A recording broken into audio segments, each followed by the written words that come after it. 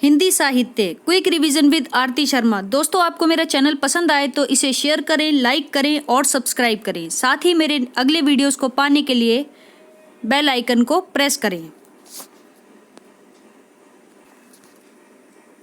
दोस्तों, यहाँ पर कलाम साहब की पंक्तियाँ हैं, ध्यान से सुनिए। खुद की तरक्की में इतना वक्त लगा दो, खुद की तरक्की में इतना वक्त लगा दो कि दूसरे की बुराई करने का वक्त ही ना मिले, कि किसी दूसरे की बुराई करने का वक्त ही ना मिले। तो दोस्तों, अपने समय के महत्व को समझिए और अपने ऊपर सबसे ज़्यादा निवेश कीजिए।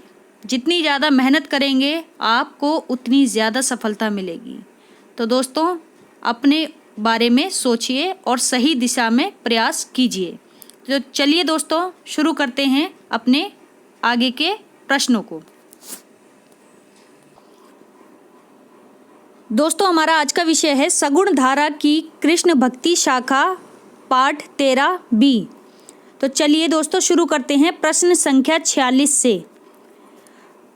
पुष्टि मार्ग के अनुसार कौन से जीव कृष्ण की नित्य लीला का अनुभव करते हैं? तो दोस्तों, पुष्टि जीव कृष्ण की नित्य लीला का अनुभव करते हैं पुष्टि मार्ग के अनुसार। अगला प्रश्न है प्रश्न संख्या 47।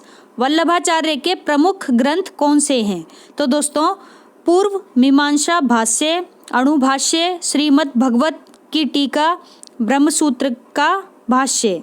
फिर से सुन लीजिए, पूर्व मीमांसा भाष्य, अणुभाष्य, श्रीमद् भागवत की टीका, ब्रह्मसूत्र का भाष्य, ये सभी वल्लभाचार्य के प्रमुख ग्रंथ हैं। अगला प्रश्न है दोस्तों 48। वल्लभाचार्य के किस ग्रंथ में पुष्टि मार्ग की विशद व्याख्या की गई है? तो दोस्तों, अणुभाष्य में। अणुभाष्य में पुष्टि मार्ग की विशद व्याख्या की गई है। और ये किसका ग्रंथ है दोस्तों? वल्लभाचार्य का। प्रश्न संख्या 49। वल्लभाचार्य के कितने पुत्र थे? तो दोस्तों, 2 पुत्र थे। कितने? 2। प्रश्न संख्या 50। वल्लभाचार्य के 2 पुत्र कौन थे? तो दोस्तों, गोपीनाथ और विट्ठलनाथ। गोपीनाथ और विट्ठलनाथ वल्लभाचार्य के 2 पुत्र थे। प्रश्न संख्या 51। वल्लभाचार्य के कौन से पुत्र ने उनके ग्रंथों की टीका लिखी? तो दोस्तों, विट्ठलनाथ ने। उनके पुत्र विट्ठलनाथ ने उनके ग्रंथों की टीका लिखी। किसके? वल्लभाचार्य के। ठीक है। प्रश्न संख्या 52। विट्ठलनाथ ने टीकाओं के अतिरिक्त अन्य किन ग्रंथों की रचना की है? तो दोस्तों, विट्ठलनाथ ने टीकाओं के अतिरिक्त विद्वन मंडल, भक्ति निर्णय, श्रृंगार रस मंडल। फिर से सुनिए, विद्वन मंडल, भक्ति निर्णय, श्रृंगार रस मंडन आदि ग्रंथों की रचना की है। अगला प्रश्न देखते हैं। प्रश्न संख्या 53। गोस्वामी विट्ठलनाथ ने पुष्टि मार्ग के कितने कवियों पर अपनी छाप छोड़ी? तो दोस्तों, गोस्वामी विट्ठलनाथ ने पुष्टि मार्ग के 8 कवियों पर अपनी छाप छोड़ी। कितने? 8 कवि। प्रश्न संख्या 54। अष्टछाप की स्थापना किसने की? तो दोस्तों, विट्ठलनाथ ने अष्टछाप की स्थापना की। प्रश्न संख्या 55। विट्ठलनाथ ने अष्टछाप की स्थापना कब की? तो दोस्तों, विट्ठलनाथ ने अष्टछाप की स्थापना 1565 ईस्वी में की। 1565 ईस्वी में। ठीक है, याद रखिए। अगला प्रश्न है दोस्तों 56। अष्टछापी कवियों में कौन सा विट्ठलनाथ का शिष्य नहीं है? तो दोस्तों, अष्टछापी कवियों में कुंभनदास विट्ठलनाथ का शिष्य नहीं है। प्रश्न संख्या 57। ध्यान से देखिए, पुष्टि मार्ग के इन 8 कवियों को क्या कहा जाता है? पुष्टि मार्ग के इन 8 कवियों को अष्टछाप के कवि कहा जाता है। अष्टछाप के कवि। और इसकी स्थापना किसने की थी? तो इसकी स्थापना की थी दोस्तों विट्ठलनाथ ने। याद रखिए। प्रश्न संख्या 58। अष्टछाप के कवियों को अन्य किस नाम से जाना जाता है? तो दोस्तों, अष्टछाप के कवियों को अष्टसखा नाम से भी जाना जाता है। प्रश्न संख्या 59। अष्टछाप को अष्टसखा अष्टछाप को अष्टसखा के नाम से भी क्यों जाना जाता है? तो दोस्तों, 8 भक्तों द्वारा श्रीनाथ की अष्टयाम सेवा में अंतरंग सखा के रूप में लगे रहने की वजह से अष्टछाप को अष्टसखा के नाम से जाना जाता है। फिर से सुन लीजिए, 8 भक्तों द्वारा श्रीनाथ की अष्टयाम सेवा में अंतरंग सखा के रूप में लगे रहने की वजह से अष्टछाप को अष्टसखा के नाम से जाना जाता है। ठीक है, अगला प्रश्न देखते हैं। प्रश्न संख्या 60, ध्यान दीजिए, प्रश्न संख्या 60, अष्टछाप के वरिष्ठ कवि कौन हैं? तो दोस्तों, अष्टछाप के वरिष्ठ कवि कुंभन दास हैं, कुंभन दास। अगला प्रश्न है 61, अष्टछाप के कनिष्ठ कवि कौन हैं? तो दोस्तों, नंददास, नंददास अष्टछाप के कनिष्ठ कवि हैं।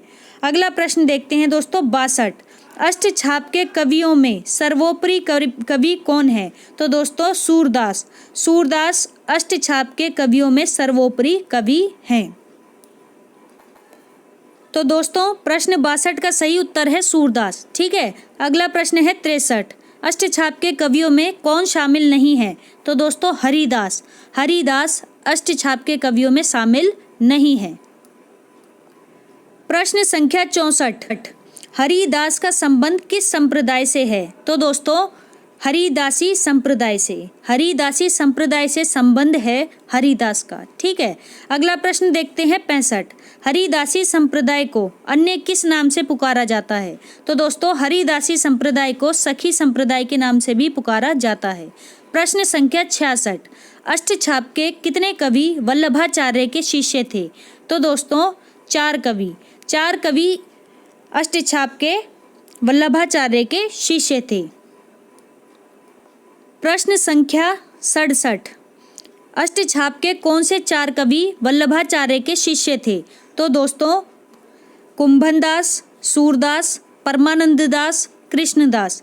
कुंभन दास, सूरदास, परमानंद दास, कृष्णदास, ये 4 कवि वल्लभाचार्य के शिष्य थे। ठीक है, प्रश्न संख्या 68, वल्लभाचार्य के 4 शिष्यों के अतिरिक्त अष्टछाप के अन्य 4 कवि और कौन थे? तो दोस्तों, अष्टछाप के 4 कवि अन्य ये थे, कौन कौन से? गोविंद स्वामी, छीत स्वामी, चतुर्भुज दास, नंददास। फिर से सुनिए, गोविंद स्वामी, छीत स्वामी, चतुर्भुज दास, नंददास। ठीक है, तो इस तरह से अष्टछाप के 8 कवि आपके सामने हैं, जिनमें से 4 वल्लभाचार्य के शिष्य हैं और 4 वल्लभाचार्य के शिष्य नहीं है। तो दोस्तों, अक्सर प्रश्न पूछा जाता है कि इनमें से कौन सा वल्लभाचार्य के शिष्य नहीं है, या फिर इनमें से कौन सा अष्टछाप का कवि वल्लभाचार्य का शिष्य नहीं है। ठीक है, इस तरह से प्रश्न बनता है, तो अच्छे से याद कर लीजिए वल्लभाचार्य के 4 शिष्यों को। ठीक है, प्रश्न यहीं से बनेगा। आगे चलते हैं। तो दोस्तों, प्रश्न संख्या 68 हमने देख ली है, प्रश्न आपके सामने है, उसका उत्तर भी आपके सामने है। ठीक है, हम डिस्कस कर चुके हैं। अगला प्रश्न देखते हैं 59। तो दोस्तों, वल्लभाचार्य के शिष्य कौन नहीं है? तो देखिए आगे ना प्रश्न, तो अगर आपसे ऑप्शन में कोई सा भी कवि रख दें, इन चारों में से, किन चारों में से? इन चारों में से, यानी गोविंद स्वामी, छीत स्वामी, चतुर्भुज दास या नंददास, इन चारों में से अगर ऑप्शन में कोई भी कवि रख दिया जाए और आपसे पूछा जाए कि इनमें से वल्लभाचार्य के शिष्य नहीं हैं, तो दोस्तों आप इन चारों का नाम देखिए और उस हिसाब से अपना आंसर लगाइए। ऑप्शन में कुछ भी हो सकता है, जैसे कि यहाँ पर दिया गया है चतुर्भुज दास, तो वल्लभाचार्य के शिष्य नहीं है, कौन? चतुर्भुज दास। ठीक है, याद रखिए दोस्तों। प्रश्न संख्या 70, अष्टछाप के कवियों में मंदिर के प्रबंध का कार्य किसे दिया गया था? तो दोस्तों, अष्टछाप के कवियों में मंदिर के प्रबंध का कार्य कुशाग्र बुद्धि होने के कारण कृष्णदास को दिया गया था। कुशाग्र बुद्धि होने के कारण कृष्णदास को दिया गया था। ठीक है, मंदिर के प्रबंध का कार्य। आगे देखते हैं 71वां प्रश्न, अष्टछाप का वह कवि कौन है? ठीक है, अष्टछाप का वह कवि कौन है जिसके एक पद को सुनकर वल्लभाचार्य कई दिनों तक बेहोश रहे थे? जिसके एक पद को सुनकर वल्लभाचार्य कई दिनों तक बेहोश रहे थे। तो दोस्तों, परमानंद दास। परमानंद दास अष्टछाप के वह कवि हैं जिनका एक पद सुनकर वल्लभाचार्य कई दिनों तक क्या थे, बेहोश रहे थे। ठीक है, शुद्ध बुद्धि ही भूल चुके, इतना अच्छा लगा होगा उनको उनका पद। ठीक है, आगे बढ़ते हैं। प्रश्न संख्या 62, ध्यान से देखिए।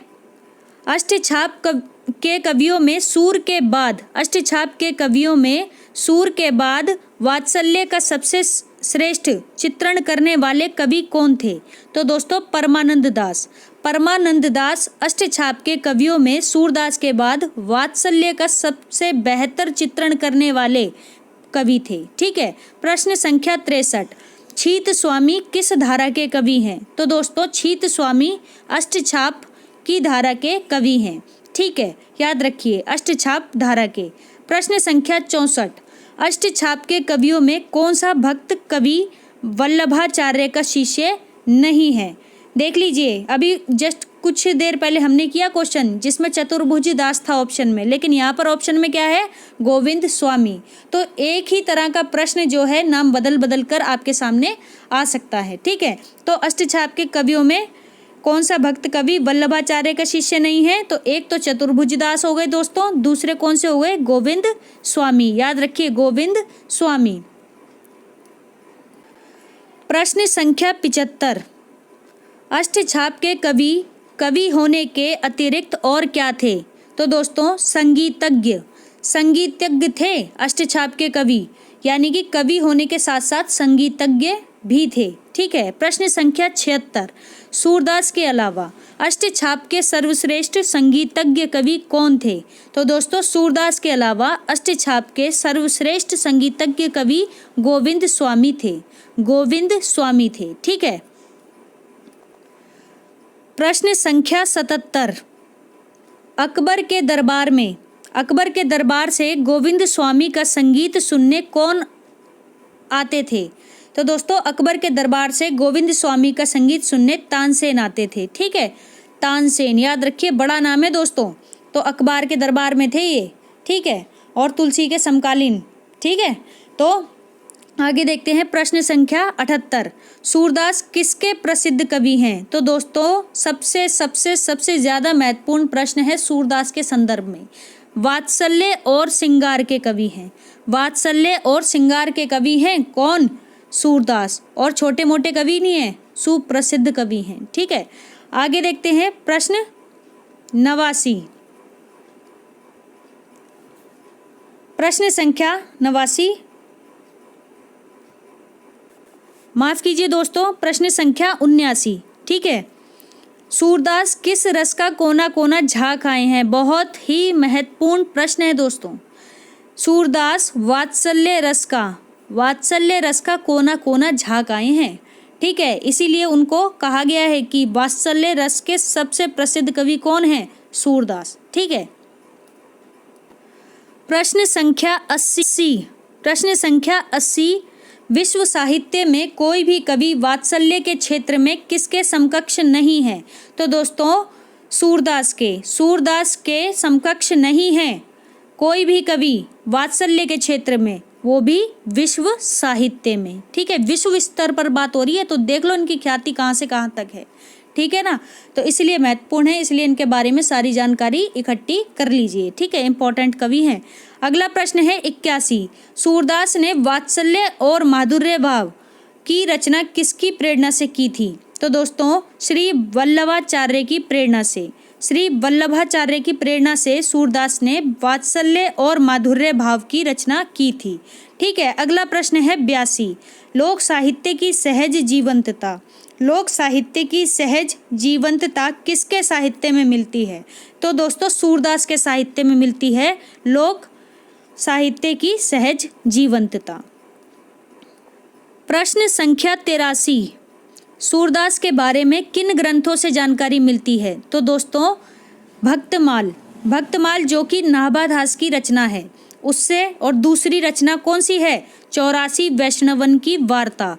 84 वैष्णवन की वार्ता किसकी है? ये गोकुलनाथ की। ठीक है, जो कि कौन थे? वल्लभाचार्य के पुत्र थे, ठीक है, विट्ठलनाथ और गोकुलनाथ, ठीक है ना। तो याद रखिए, तो गोकुलनाथ की रचना है 84 वैष्णवन की वार्ता और भक्तमाल है नाभादास की, जिनके माध्यम से, और ये दोनों ऐसे ग्रंथ हैं जिनसे सूरदास की जानकारी मिलती है। अगला प्रश्न है 84, अबुल फजल की किन रचनाओं में सूरदास का उल्लेख मिलता है। तो दोस्तों अबुल फजल की रचना है आईने अकबरी और मुंशियात अबुल फजल में, दो रचनाएं हैं, आईने अकबरी और मुंशियात अबुल फजल में सूरदास का उल्लेख मिलता है। अकबर के दरबार में थे ये, ठीक है, अकबरनामा इनकी पुस्तक, ठीक है, जिसमें अकबर के शासनकाल का, ठीक है, वर्णन किया गया है। तो आईने अकबरी जिसका एक पार्ट है, ठीक है। तो आईने अकबरी और मुंशियात अबुल फजल में सूरदास का उल्लेख अबुल फजल ने किया है, अबुल फजल। अगला प्रश्न है 85, ध्यान से देखिए, तुलसीदास किसके समकालीन उत्कृष्ट कवि और गायक थे। तो दोस्तों अकबर के समकालीन थे, कौन, तुलसीदास, लेकिन अकबर के दरबार में नहीं थे, ठीक है, ध्यान रखना, उनके समकालीन थे लेकिन उनके दरबार में नहीं थे, ठीक है, और उत्कृष्ट कवि और गायक थे, ठीक है। तो तुलसीदास किसके समान, अकबर के। अगला प्रश्न है 86, आईने अकबरी में किसका उल्लेख नहीं है। तो दोस्तों आईने अकबरी में तुलसीदास का उल्लेख नहीं है। प्रश्न संख्या 87, रामचंद्र शुक्ल ने सूरदास को किनकी परंपरा से जोड़ा है। तो दोस्तों जयदेव, चंडीदास और विद्यापति की परंपरा से जोड़ा है सूरदास को, किसने, रामचंद्र शुक्ल ने। प्रश्न संख्या 88, विद्यापति को शुद्ध श्रृंगारी कवि किसने कहा है। तो दोस्तों विद्यापति को शुद्ध श्रृंगारी कवि कहा है आचार्य रामचंद्र शुक्ल ने और डॉक्टर रामकुमार वर्मा ने, ठीक है, आचार्य रामचंद्र शुक्ल और डॉक्टर रामकुमार वर्मा ने। प्रश्न संख्या 89, सूरदास के प्रमुख रचनाएं कौन सी हैं। तो दोस्तों सूरदास की प्रमुख रचनाएं हैं सूरसागर, साहित्य लहरी और सूर सारावली। सूरसागर, साहित्य लहरी और सूर सारावली। इस वीडियो का अंतिम प्रश्न दोस्तों आपके सामने, प्रश्न संख्या 90, सूरसागर कैसा काव्य है। तो दोस्तों सूरसागर उत्कृष्ट गीति काव्य है, सूरसागर उत्कृष्ट गीति काव्य है। तो इस प्रकार दोस्तों पार्ट 13 भी हमारा यही समाप्त होता है। Thanks for watching. तो दोस्तों आपको मेरा वीडियो पसंद आया हो तो इसे शेयर करें, लाइक करें, सब्सक्राइब करें, साथ ही साथ अगले वीडियोस के नोटिफिकेशंस को पाने के लिए बेल आइकन को प्रेस करें। धन्यवाद दोस्तों।